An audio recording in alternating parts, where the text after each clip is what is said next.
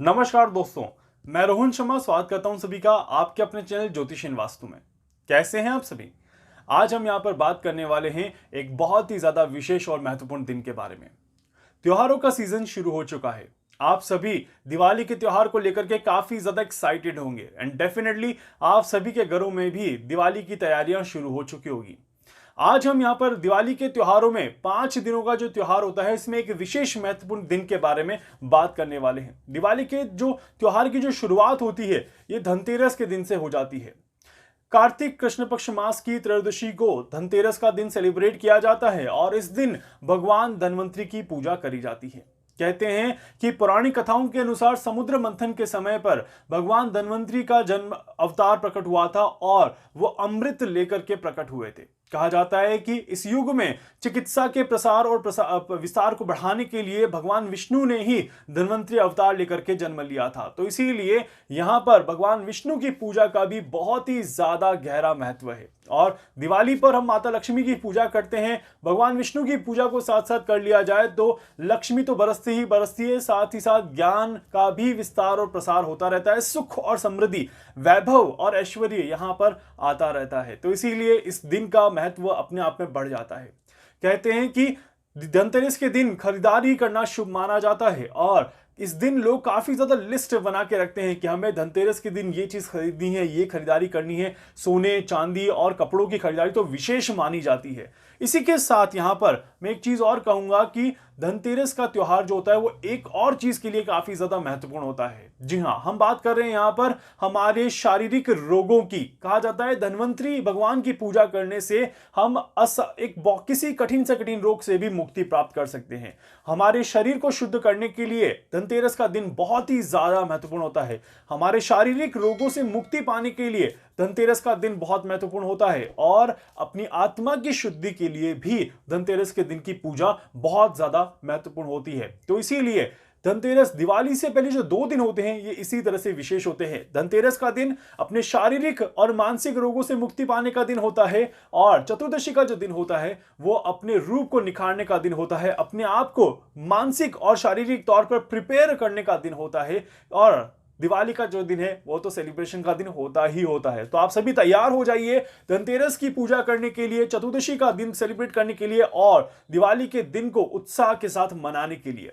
चलिए बात कर लेते हैं यहां पर कि धनतेरस का दिन इस बार क्यों विशेष होने वाला है और कौन से शुभ मुहूर्त में पूजा करनी चाहिए और किस तरह से पूजा करने से आप सभी को लाभ मिल सकता है।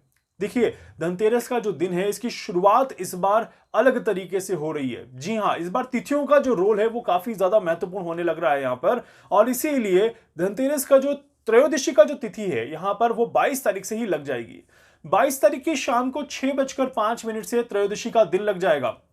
इसीलिए त्रयोदशी की जो पूजा करी जाएगी ये 22 और 23 दोनों ही दिन यहां पर करी जाएगी। 25 को ग्रहण होने की वजह से हम जो दिवाली है वो 24 को सेलिब्रेट करेंगे या फिर दिवाली की जो पूजन रहेगा, लक्ष्मी पूजन जो रहेगा वो 24 तारीख को रहेगा। उसके शुभ मुहूर्त में आपको जल्दी से बता दूंगा। यहां पर आज हम जो बात कर रहे हैं धनतेरस के दिन पूजा करना है और धनतेरस की पूजा के लिए जो शुभ मुहूर्त है वो कौन सा है।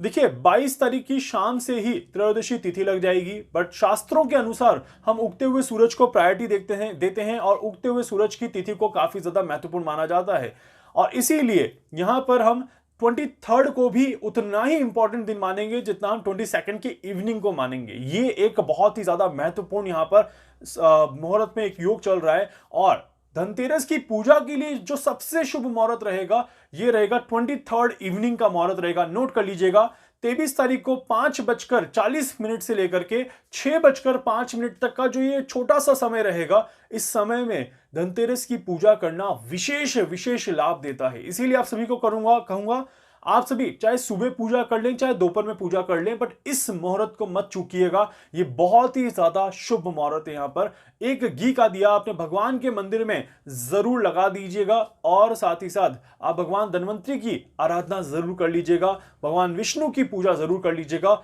ओम नमो भगवते वासुदेवाय नमः इस मंत्र का जाप जरूर कर लीजिएगा और अगर पॉसिबल हो पाए तो इस समय के दौरान में विष्णु सहस्त्र नाम का पाठ जरूर से सुन लीजिएगा। ये बहुत ही ज्यादा महत्वपूर्ण समय है, इसीलिए इस समय को चूकना कहीं ना कहीं हमारा नुकसान होगा। इसीलिए इस समय का फायदा जितना उठा लिया जाए उतना ही ज्यादा अच्छा रहेगा। साथ ही साथ यहां पर देखा जाए तो ये जो धनतेरस का जो दिन रहेगा, इसमें भी बहुत ही ज्यादा शुभ योग यहां पर बन रहे हैं। जी हां, मैं बता देता हूं कौन कौन से योग यहां पर बन रहे हैं। देखिए, सबसे अच्छी चीज, धनतेरस के दिन 23 को यहां पर देव शनि जो है वो मार्गी हो रहे हैं। शनिदेव यहां पर मार्गी होने से देश और दुनिया में काफी ज्यादा प्रभाव पड़ेगा और साथ ही साथ हमारे जीवन पर भी इसका बहुत ही ज्यादा शुभ प्रभाव होता हुआ नजर आएगा। धनतेरस के दिन यहां पर और भी कई शुभ योग यहां पर बन रहे हैं, जैसे कि आप देखेंगे कि धन वृद्धि योग यहां पर बना हुआ है। धन वृद्धि योग का बनना हमारे लिए काफी ज्यादा शुभ है, मतलब कि पैसों की बरसात होने वाली है। और इसी के साथ साथ सर्वार्थ सिद्धि योग और अमृत सिद्धि योग भी यहां पर बना हुआ है, तो काफी ज्यादा शुभ समय यहां पर हो रहा है। शनिदेव की मार्गी चाल अपने आप में एक शुभ योग बना देती है। उसके बाद धन वृद्धि योग, सर्वार्थ सिद्धि योग, अमृत सिद्धि योग और इस दिन की जो एक नक्षत्र का जो योग बना हुआ है, नक्षत्रों का संयोग बना हुआ है, ये भी काफी ज्यादा शुभ यहां पर दिखाई देता है। तो ओवरऑल देखा जाए तो ये दिन हम सभी के लिए काफी ज्यादा विशेष होने वाला है। इसीलिए धनतेरस के दिन हम सभी को भगवान की पूजा आराधना करनी चाहिए।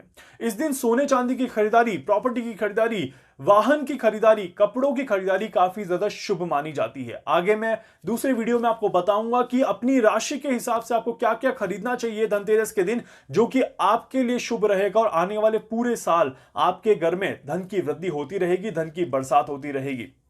यहां पर एक चीज और बता देता हूं कि भगवान विष्णु की पूजा सुबह सुबह जरूर कर लीजिएगा। धनतेरस के दिन 22 तारीख की शाम से ही आप अपने घरों में दीप प्रज्वलित करना शुरू कर दीजिएगा। 22 तारीख की शाम को दिया लगाइएगा अपने घर पे, चौखट पे, द्वार पे, और 23 को लगाइएगा, 24 को लगाइएगा, 25 को लगाइएगा, 26 को लगाइएगा।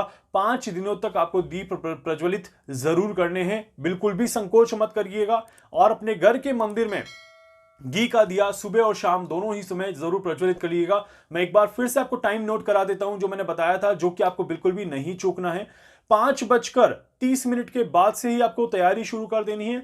23 अक्टूबर को शाम को 5:44 44 से लेकर के 6:05 तक के बीच में अपने घर के मंदिर में एक घी का दिया जरूर प्रज्वलित करिएगा। भगवान विष्णु की आराधना जरूर करिएगा, हल्दी का टीका जरूर लगाइएगा। उसके बाद भगवान विष्णु को मावे की मिठाई या फिर केसर युक्त मिठाई का भोग अवश्य लगाइएगा। पीले कलर के पुष्प जरूर चढ़ाइएगा। और साथ ही साथ भगवान की जब भी आप पूजा करते हैं तो ओम नमो भगवते वासुदेवाय नमः इस मंत्र का जाप जरूर कर लीजिएगा। और साथ ही साथ विष्णु सहस्त्र नाम का पाठ का उच्चारण भी जरूर कर लीजिएगा, या फिर ऑडियो लगा के सुन लीजिएगा। छोटा सा काम है, बहुत ही ज्यादा फायदा देने वाला है। और क्योंकि ये मुहूर्त इतना शुभ है कि इसमें किया गया कार्य तो आपको फायदा ही देगा। इसके अलावा यहाँ पर प्रदोष काल भी यहां पर रहेगा, जो कि 5:44 से ही शुरू हो जाएगा, जो कि 8:16 तक रहेगा। और इस प्रदोष काल में भी आप पूजा कर सकते हैं, बट जो समय मैंने बताया वो काफी ज्यादा विशेष है और उसी विशेष समय में पूजा करना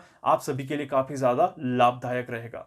उम्मीद करता हूं कि धनतेरस का ये त्योहार आप सभी के लिए शुभ जाएगा। आप सभी के घरों में ढेर सारी खुशहाली आएगी, भगवान विष्णु की कृपा बरसती रहेगी और आप सभी सुख और समृद्धि के साथ आगे बढ़ते रहेंगे।